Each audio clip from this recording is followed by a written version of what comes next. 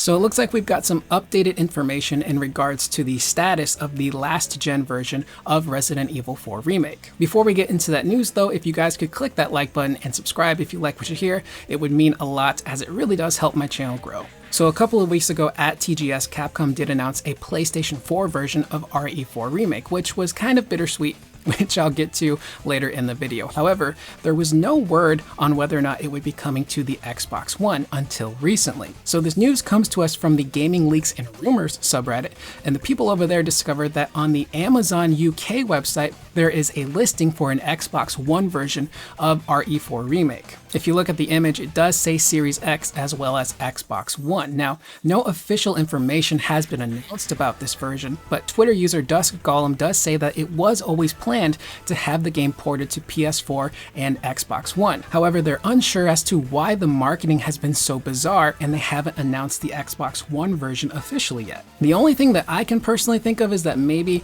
Capcom and Sony have some sort of weird exclusivity deal going on behind the scenes in regards to their marketing. If you look at Resident Evil Village as well as RE4, everything so far has been aimed mostly at the PlayStation brand. State of Play had the RE4 reveal, and if I'm not mistaken, Village was also shown off and revealed at a State of Play as well. So it's possible that for a certain period of time, the game will only really be associated with PlayStation platforms mainly, and then after the exclusivity window expires, they'll make the announcement that it will come to Xbox One as well. Now, it is important to keep in mind that next month there will be a Resident Evil showcase directly from Capcom, so it is possible that sometime at this event they will officially announce the Xbox One version as well. And this has also kind of gotten me wondering if the same thing will happen for Street Fighter 6.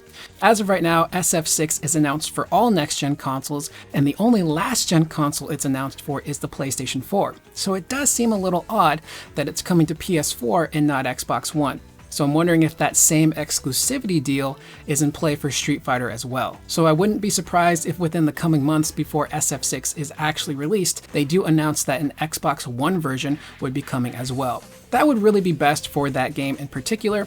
As long as you're going to have crossplay and cross-gen capabilities, that's really the best for Street Fighter 6. The largest amount of players that you can get together, the better the long-term health for that game. Now, as for why the news is bittersweet for Resident Evil, it really would have been nice to have a truly next-gen version of a Resident Evil game that wasn't being held back by previous really old hardware. Now, with that being said, the trailer does look really good. If anything, this just really proves how well optimized the RE engine actually is. The fact that it's able to pump out a game like RE4 Remake on next-gen consoles, and the fact that it's going to come out on old-gen consoles as well, is really impressive. So it's a really powerful engine that Capcom has hit an absolute goldmine with. But on the plus side of that, the more people that get to play this game, the better. It's never great when certain games are locked out of the reach from certain players who might not have a PlayStation 5 or might not have a next-gen Xbox console or a PC that is really beefy that can handle this game. So the more people that get to play it, the better. And in our last bit of bonus information, this comes to us from gamesindustry.biz. We have final confirmation on the restructured version of E3 that will be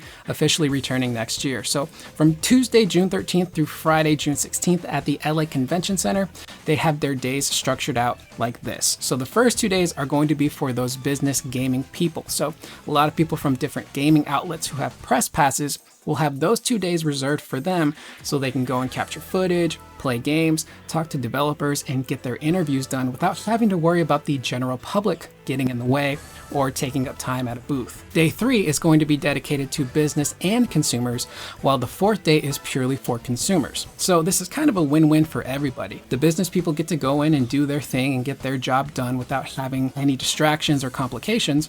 And then those last 2 days, the general public can go in and just have fun, talk to people, wait in line for games, and really just kind of absorb the whole atmosphere. Now, whether or not the big three, Sony, Nintendo, and Microsoft attend at E3 is going to be up in the air. And a lot of people were questioning, is E3 still necessary? Because companies like Sony and Microsoft and Nintendo have really been kind of doing their own things with Nintendo Directs, Xbox showcases, and state of plays. But if you ask me, E3 is just still really too special to just throw away.